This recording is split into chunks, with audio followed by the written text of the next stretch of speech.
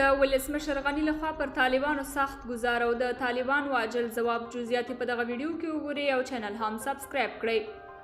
ولسمشر محمد اشرف غني وایي د وسلوالو طالبانو حرکاتو د افغانستان زیربناو ته $1 میلیارډ زیان رسولی دی.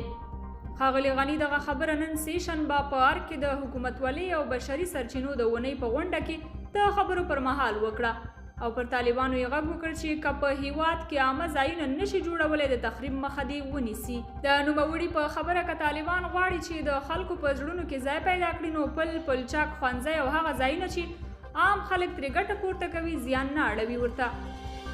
هغه د کندهار ولایت په ارغنداب ولسوالۍ کې د طالبانو وروستۍ جګړې ته په اشارې وویل چې په دې ولسوالۍ کې 2 لوی پلونه او ګڼ شمېر پلچکونه د طالبانو لخوا وران شوي او په وینا یې چې په ټوله ولسوالۍ کې ماینونه ځای پر ځای شوي دي. د ولسمشر غني دغه څرګندونو په رسنیو کې پراخ ځای وموند. له همدې کبله طالبانو هم په غبرګون کې ځنډ ونه کړ. د طالبانو ویان ذبیح الله مجاهد په خپل ټویټر کې لیکلي دي چې د افغانستان د بنسټونو زیان سبب دوی نه دي. دغه طالب ویان ویلي چې د دوی مبارزه د دې سبب نه ده شوې چې د هیواد بنسټونه زیان وویني بلکې د پردیو له لوري د افغانستان اشغال کول د دې سبب شوي دي چې د هیواد بنسټونه زیان وویني.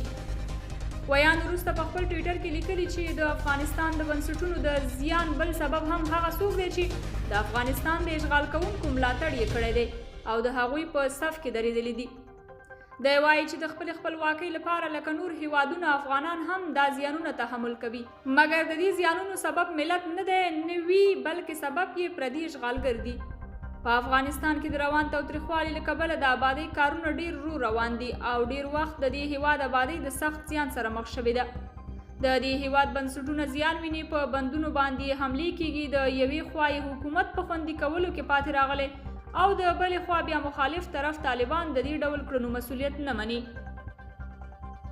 قدرمنو کتونکو د یاد موضوع په اړه مو راسره نظریات په کمنټونو کې شریک کړئ او د نورو ویډیوګانو لپاره چینل هم سبسکرایب کړئ.